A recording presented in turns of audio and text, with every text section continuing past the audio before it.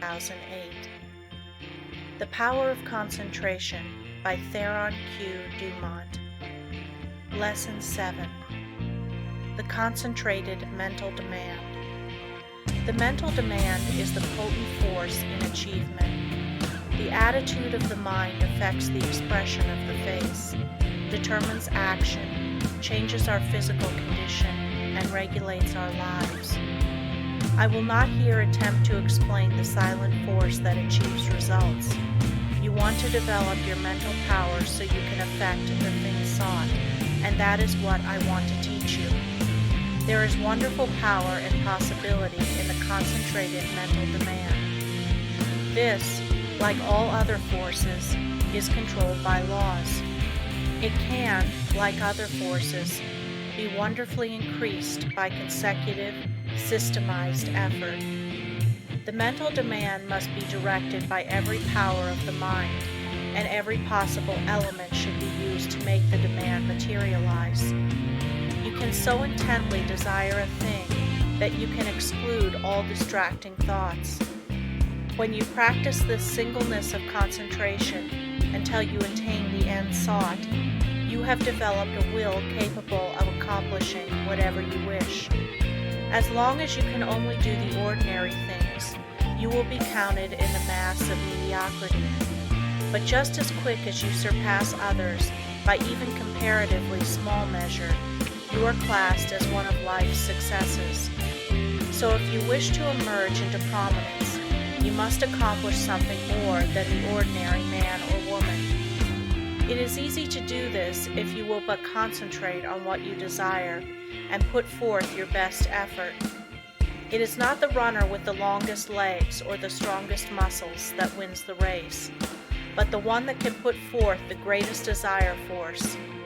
You can best understand this by thinking of an engine. The engine starts up slowly, the engineer gradually extending the throttle to the top notch. It is then keyed up to its maximum speed. The same is true of two runners. They start off together and gradually they increase their desire to go faster. The one that has the greatest intensity of desire will win. He may outdistance the other by only a fraction of an inch, yet he gets the laurels. The men that are looked upon as the world's successes have not always been men of great physical power, nor at the start did they seem very well adapted to the conditions which encompass them. In the beginning, they were not considered men of superior genius, but they won their success by their resolution to achieve results in their undertakings, by permitting no setback to dishearten them, no difficulties to daunt them. Nothing could turn them or influence them against their determination. They never lost sight of their goal. In all of us, there is this silent force of wonderful power. If developed, it can overcome conditions that would seem insurmountable. It is constantly urging us on to greater achievement. The more we become acquainted with it, the better strategists we become, the more courage we develop, and the greater the desire within us for self-expression in activity along many lines. No one will ever be a failure if he becomes conscious of this silent force within that controls his destiny. But without the consciousness of this inner force, you will not have a clear vision, and external conditions will not yield to the power of your mind. It is the mental resolve that makes achievement possible. Once this has been formed, it should never be allowed to cease, to press its claim until its object is attained. To make plans work out, it will, at times, be necessary to use every power of your mind. Patience, perseverance, and all the indomitable forces within one will have to be mustered and used with the greatest effectiveness. Perseverance is the first element of success.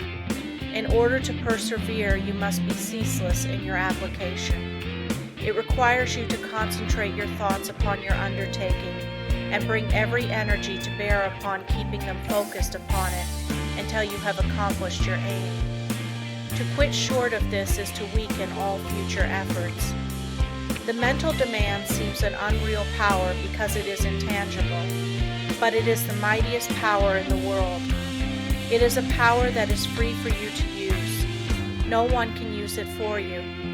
The mental demand is not a visionary one. It is a potent force, which you can use freely without cost. When you are in doubt, it will counsel you. It will guide you when you are uncertain. When you are in fear, it will give you courage.